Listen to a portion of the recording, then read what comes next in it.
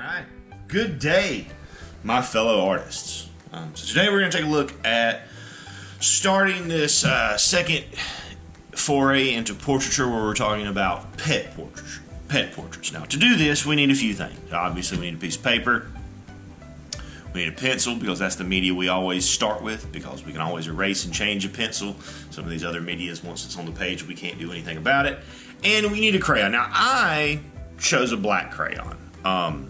You, however, do not have to choose a black crayon. You can pick any crayon, any color of crayon you want, but you only need one color because we're going to be using this for outlining, not coloring. And of course, we need our reference. Now, a reference is a picture of something that we use to look at when we draw. Since I don't currently have a pet, I'm going to draw this sloth.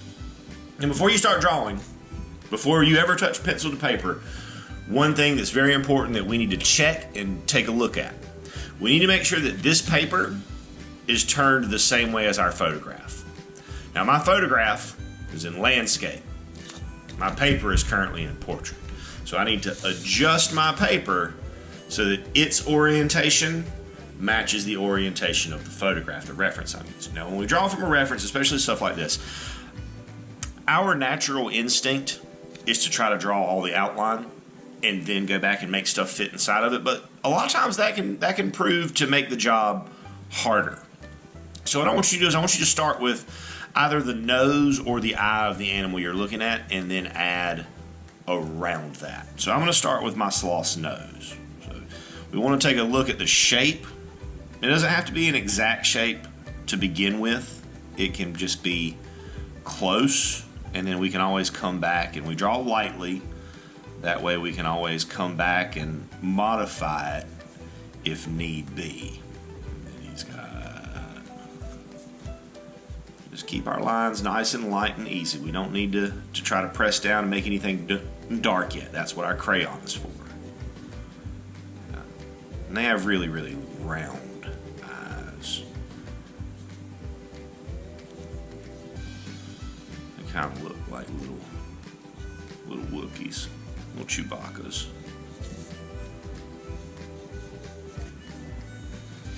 Again, just one thing at a time. We're not trying to, we want to kind of bring it all up together. And if it's not perfect, hey, that's all right, guys. We're here to try to get better. And part of getting better is having a willingness to make the mistake and to keep going. He's got a big kind of bunch of hairdo that comes up here.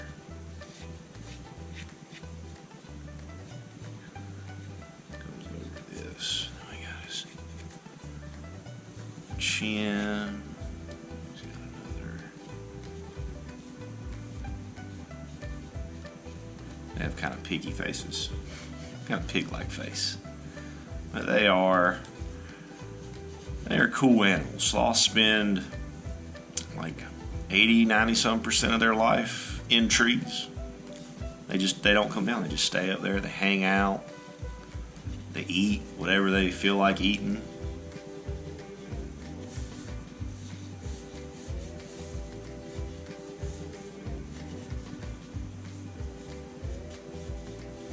And again, we're not going to stress out if it's not absolutely exactly perfect. That's not a big deal. We just want to get it kind of close. Again, we start off with these kind of big broad shapes. We start off with the big shapes, and then we can always come back and make those shapes more defined. We can add more detail in as we go.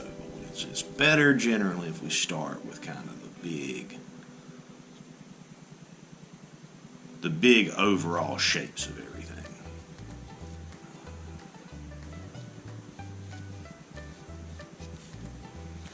We got a little vine right there that he's hanging on to. Maybe he's trying to climb up that vine and find himself something to eat.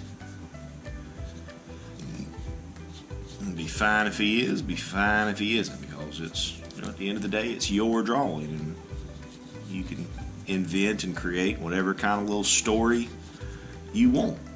to go with your drawing. Or you can create no story. I like to create stories that go with my drawing sometimes, kind of explain to myself what it is I'm looking at and why it's doing what it's doing.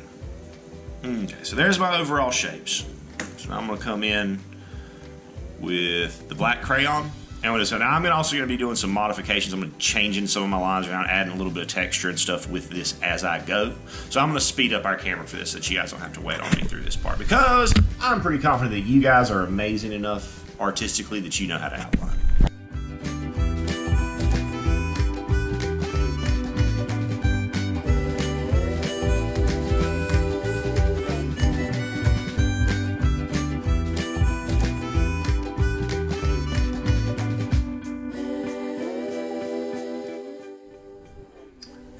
And at that point, once we get to here, we're done with this first step, this drawing step of the piece.